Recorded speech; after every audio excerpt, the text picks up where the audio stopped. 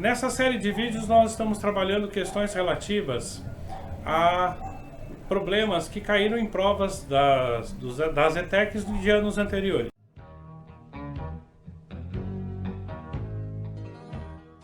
Eu sou o professor Marcos Henrique, de Matemática, e eu passei só para lembrar que se vocês tiverem alguma dúvida quanto ao desenvolvimento que nós fizemos, ou sugestão, vocês podem mandar através dos comentários do vídeo, tá bom? Joia, bons estudos! Vamos lá então, pessoal.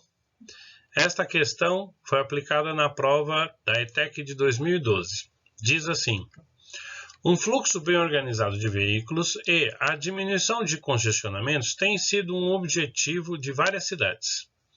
Por este motivo, a Companhia de Trânsito de uma determinada cidade está planejando a implantação de rotatórias no cruzamento de algumas ruas, com o intuito de aumentar a segurança. Para isso, estudou durante um certo período o fluxo de veículos na região em torno do cruzamento das ruas Cravo e Rosa, que são de mão única. Na figura, reparem a figura, os trechos designados por X, Y, Z e T representam a região de estudo em torno deste cruzamento, sendo que as setas indicam o sentido de tráfego. Então, reparem, as setas indicam para a gente, além do sentido de tráfego, por serem mão única, também as entradas e respectivas saídas. Então, a partir daí, a gente já começa a tirar algumas conclusões. Considere, no período de tempo de estudo, ocorreu o seguinte trânsito de veículos. Pela rua X da Rua Rosa, transitaram 250 veículos. Pelo trecho Y da Rua Rosa, transitaram 220 veículos. Pelo trecho Z da Rua Cravo, transitaram N veículos, sendo N um número natural, e pelo trecho T da Rua Cravo, transitaram 210 veículos. No período do estudo na região descrita, os técnicos observaram que os únicos veículos que transitaram são os citados no texto e que, destes, só 15 ficaram estacionados no local. Assim sendo, no período estudado, o número de veículos que transitou pelo trecho Z da Rua Cravo foi. Aí nos dá as opções. Reparem o seguinte, esse problema ele trata de um fluxo de entrada e saída. Toda vez que a gente enxergar um problema de entrada e saída, nós podemos pensar em termos de equacionar este problema. Então vejamos como. Analisando a nossa figura, nós observamos que pelo trecho X da Rua Rosa entram 250 veículos. Vemos também que pelo trecho T da Rua Cravo saem 210 veículos. Pelo trecho Y da Rua Rosa saem 220 veículos. Que existem no meu sistema todo 15 veículos que permaneceram estacionados, ou seja, que entraram e não saíram. Então, isso é importante a gente observar. E eu quero saber quantos veículos entraram pelo trecho Z da Rua Cravo. Bom, nota que aqui a gente pode montar uma equação. Então, nós montamos uma expressão matemática que representa isso. Como é que ficaria uma expressão matemática que representa isso? Nós pensamos nas entradas, todas as entradas, menos os elementos estacionados, ou seja, elementos que não saíram, igual ao número de saídas. Pronto. A partir daqui, agora basta a gente coletar esses dados. Então, quer dizer, eu tenho N, que é o número de carros que eu quero avaliar, mais o número de carros que entraram pelo trecho X, 250, menos os carros estacionados, 15. Isto deve ser igual à somatória dos carros que saíram, ou seja, 220 mais 210. Pronto, montei uma equação de primeiro grau. A partir desta equação de primeiro grau, basta agora eu desenvolvê-la. Então, olha lá, isso vai ficar N 250 menos 15, 235, igual 220 mais 210, 430. Joia, eu quero saber o valor de n, então eu isolo ele, ou seja, 235 passa para o outro lado, invertendo o seu sinal, logo n será igual 430 menos 235, n igual 195. Pronto, achei o valor, o número de carros que entraram pelo trecho Z da rua Cravo. Então, corresponde ao item E, 195. Beleza? Notem a característica deste problema.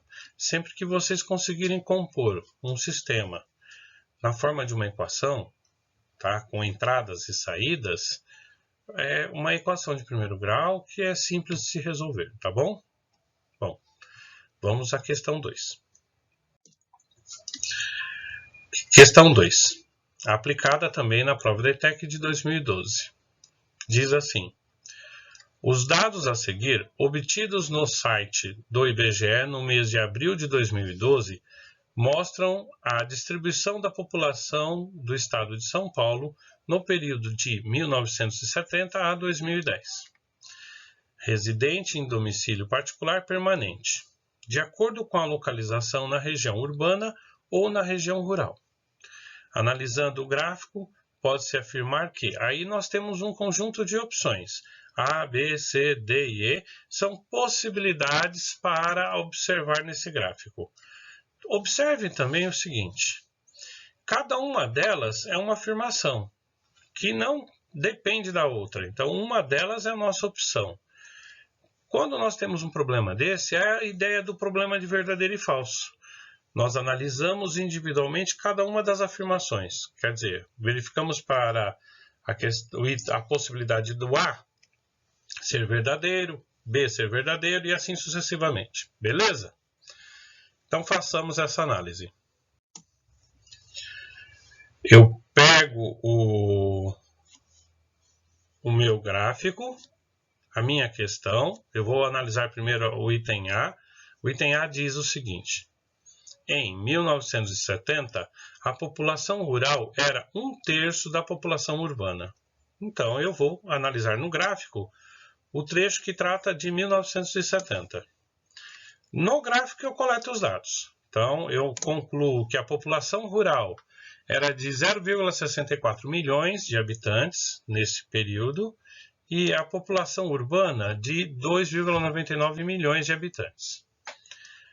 O item A diz que a população rural era o equivalente a 1/3 da urbana. Aqui já está imediato, eu já posso bater o olho e saber que ela está errada. Tá? Por quê? 1/3 de 2,99 é um número muito próximo de 1. Se eu arredondar para 3, fica ainda mais evidente que a população rural não é 1/3 da urbana. Se eu ainda tenho dúvida, o que eu faço? Eu desenvolvo exatamente o que está no enunciado, ou seja, eu pego aquele enunciado e reproduzo ele. Se ele diz que 1/3 da população rural é igual a população rural é 1/3 da população urbana, então eu vou pegar a população urbana, falso, né? Pego a população urbana e divido por 3. Quando eu faço essa expressão, eu vou obter o resultado de 0,996, que, por sua vez, é diferente de 0,64. Joia? Bom, o mesmo procedimento eu faço para os itens B, C, D e E. Então, analisando o item B agora. Em 1991, a população urbana era 14 vezes a população rural. Então, o que eu faço? Apago tudo isso daqui e vou avaliar isso daqui. Pego a população de 1991. Quer dizer, o problema diz que a população urbana era 14 vezes a população rural. Então, basta eu pegar agora a minha população rural, a minha população urbana, e verificar qual a razão entre elas. Ou seja, 7 é a minha população urbana, 0,5 é a população rural. Verificando a razão entre elas, ou seja, executando a divisão entre elas, eu concluo que a razão entre elas é de 14. Ou seja, item B está correto, tá? Então, item B é verdadeiro. Bom, nesse contexto, eu poderia continuar analisando as outras questões. Entretanto, a questão permitia apenas uma única verdadeira, tá? Se eu quisesse analisar as outras questões, eu ia concluir que elas também são falsas. Um exemplo, só para a gente fechar essa questão, é olhando a questão do item C. Ó, em 2000, de cada 10 habitantes do estado, exatamente 7 tinham domicílio urbano, ou seja, eu teria que observar que haveria uma razão entre eles múltipla de 7 no ano de 2000, que não é verdade, tá? Bom, e assim sucessivamente. Então, sempre que cair uma questão para vocês que envolver a ideia de verdadeiro e falso, analisa-se separadamente cada uma das questões, beleza? Bom, vamos para a próxima questão. Vamos à terceira questão, muito bacaninha. Diz assim: para preparar biscoitos circulares, após abrir a massa, formando um retângulo de 20 cm de largura por 40 cm de comprimento, Dona Maria usou um cortador circular de 4 cm de diâmetro, dispondo lado a lado várias vezes sobre toda a massa para cortar os biscoitos conforme a figura. Com a sobra da massa, Dona Maria abre um novo retângulo de mesma espessura que o anterior, para cortar mais biscoitos. Sendo assim, desconsiderando a espessura da massa, as dimensões desse novo retângulo podem ser. Aí o enunciado continua. Considere que os círculos que estão lado a lado são tangentes entre si e completam todo o retângulo com o padrão apresentado. Retângulo da nossa figura, né? Os círculos das bordas tangentes aos lados do retângulo, ou seja, um disposto ao lado do outro, encostado. Tangente é ao lado. Terceiro, a área do círculo, aí é a nossa fórmula. A área é igual a πr². E o problema pede para que nós adotemos π igual a 3. Isso para facilitar. Lembra que nesse tipo de questão, o nível de cobrança em termos de cálculo é bem pequeno. É muito mais a interpretação. Então vamos a essa interpretação. Eu tenho a forma, certo? As minhas circunferências têm um diâmetro de 4 centímetros. Isso significa dizer que se eu separar 40 centímetros por 4 e 20 centímetros também por 4, eu vou ter este painel contendo 50 biscoitos. Então, a partir daí, esta é a primeira informação que nos interessa. Nós teremos 50 biscoitos. Bom, além disso, nós podemos observar o seguinte. A área da massa cortada da primeira vez, ela é composta de 40 por 20 centímetros. Um retângulo de 40 por 20. Então, eu já posso calcular essa área. A área é de um retângulo, é base vezes altura.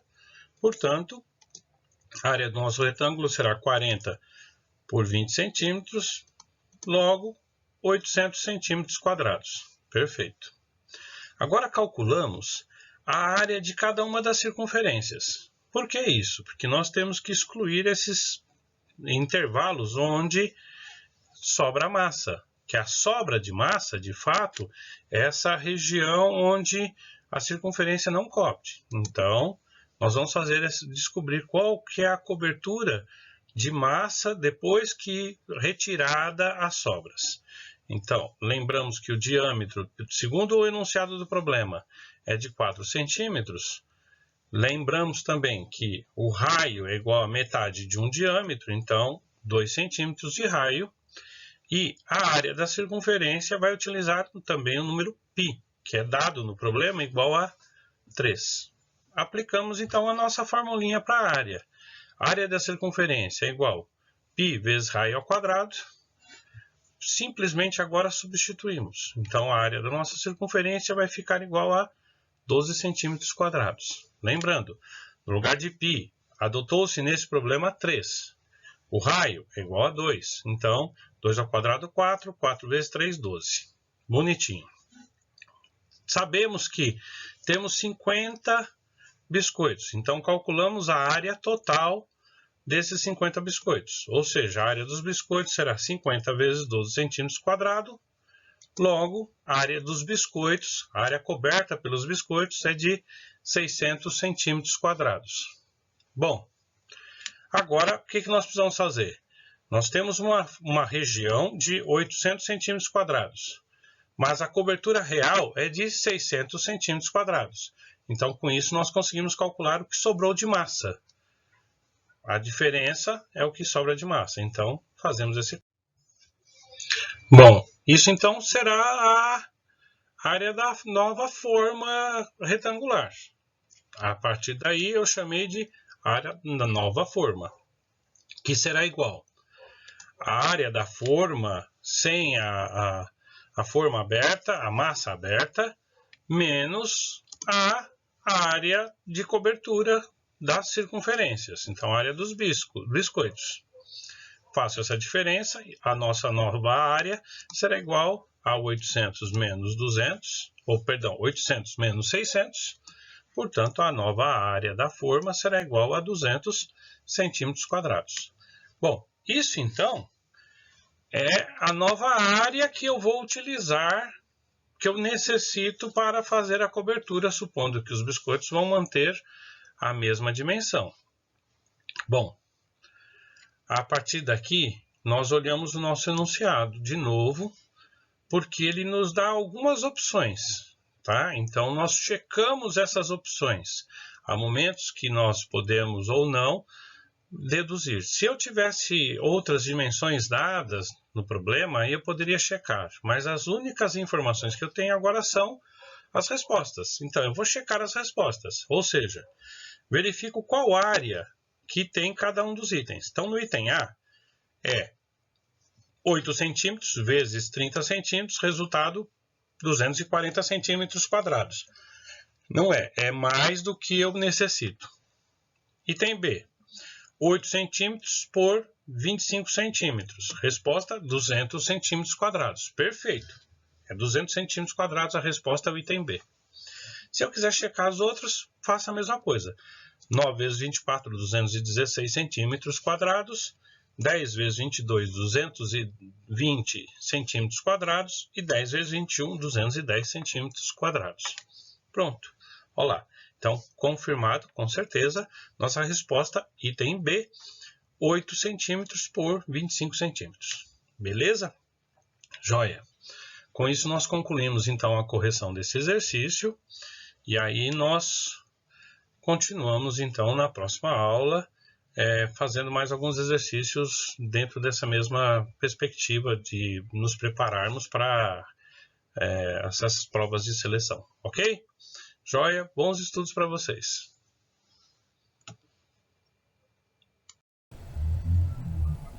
Bom, com isso nós terminamos os exercícios propostos para esta semana. Agora nós recomendamos a vocês que façam o seguinte: peguem uma literatura, se aprofundem um pouco mais no assunto.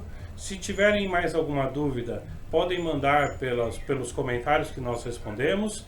E principalmente, tentem criar uma periodicidade de estudos. Semana que vem nós passamos mais alguns problemas com as suas correspondentes resoluções, para que vocês possam se aprofundando cada vez mais, ok? Joia, boa sorte para vocês, Deus abençoe, tchau, tchau.